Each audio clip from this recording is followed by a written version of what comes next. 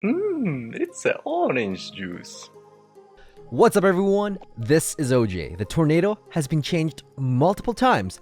This is how to use the 2-second tornado.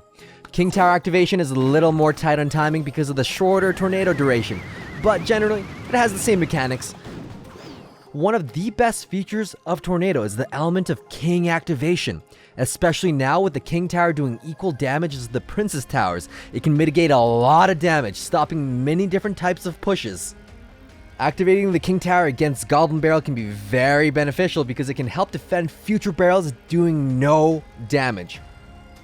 Once that king tower is activated, you can completely stop a goblin barrel that surrounds your princess tower. Without a king activation, you can accomplish this as well, but timing and placement are key. Placing it directly on this tile is the key to victory. If you have nothing else to defend a ghost with and can afford a hit on your princess tower, you can pull the ghost into the king tower. You can pair your ice spirit with tornado to activate your king tower without any princess damage. Balloons are risky business though. If you can afford to take 1.5 hits from the Electro Wizard to activate the king tower, this is going to be your optimal tile to drag him into the king. This is the classic executioner interaction that no one uses because it's a forbidden technique. With the help of an ice spear, you can activate the king tower for minimal damage. Timing and placement are key. Activating the king tower against the hog with an ice golem in front of it is more difficult, especially if the hog swerves away from the king. But with the right cards, it can prevent a lot of damage and activate the king for an equal elixir trade. There are theoretically so many combos that you can do with skeletons and tornado. In a perfect situation, you can persuade the prince to activate your king. Ice Spirit and Tornado synergizes incredibly well. You can activate the king tower with a lot of cards, but your timing and placement of tornadoes gotta be perfect. Snowball is insane with its knockback. You can completely stop a Valkyrie from touching your princess tower, and to add insult to injury, activate your king tower. If you activate the king tower early on against minor players, it's going to stop a lot of chip damage from the minor decks. The activation cripples this archetype.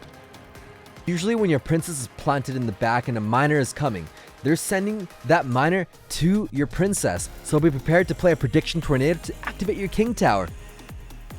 If someone sends a hog towards your pump planted in the center, that's a really good play. But what's an even better play is if you put the tornado to pull the hog into the king. That hog's only going to get one hit on your pump. With the help of Tombstone or any other small units, you can lead the Mega Knight to activate your king tower for a positive trade. When your opponent splits the 3 muskies, you can always tornado and fireball the center for a positive elixir trade. Be sure to cast the fireball immediately after you cast the tornado. You can also do this with a center plant, but your reaction has to be a bit faster for those juicy positive elixir trades.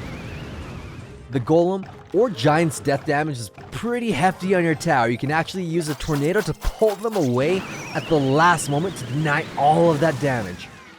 Splash art decks are only viable because of tornado. One of the most common strategies is to tornado all of the defending units on top of their princess tower so that your baby dragon, wizard, or whatever splashes the units and their tower for that extra damage. Similarly, if you have a charging dark prince and they plant a unit near the tower to pull them away, your prince could deal massive damage if it connects on their tower with tornado.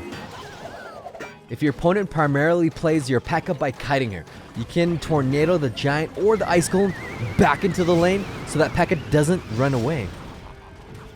The Executioner is one of the best counters to Lovehound. Pair that with a tornado and all supporting troops behind will get crushed. Executioner and Tornado is one of the most iconic defenses in the game. It can provide a bunch of positive elixir gains when using Ex-Nado against Golem. It's key to line him up directly in the center of the lane. That's where all the units behind the Golem start funneling. Giant Skeleton is amazing on defense, especially if you're playing 2v2. His bomb is an impenetrable defense. Cast the Tornado to clump up all of the troops to destroy them. When Tornado pulls big units, its weight carries with the wind, so something as big as a Giant Skeleton actually pushes your Giant Skeleton into the tower. This is amazing. as long as they're in the same weight class. Think Mega Knight, even P.E.K.K.A. is thick enough to pull your giant with the wind. You can do this with the Golem's death damage too. His death explosion is as much as one punch. With the tornado's damage combined, that's pretty devastating on the smaller troops. Similar to the Executioner, the Wizard has some high DPS splash damage that can defend against big pushes. If your opponent's defense is Tornado and Executioner, you can use Tornado on their Executioner to offset their Tornado and misalign the Executioner's axe throw. With the power of geometry, the Magic Archer can deal some pretty devastating shots on their tower. This is a high-risk move that you should only use to finish off the game because you're going to expose him right at the bridge, and that Tornado is going to cost 3 elixir, putting yourself really far behind. Tornado can pull away units from your defensive towers and group them together for splashers like the Princess. It's going to be some devastating splash damage. Tornado isn't quite enough to finish off anything beefier than skeletons, so pairing it with Zap or an Executioner or an E-Wiz completely stops the minion horde.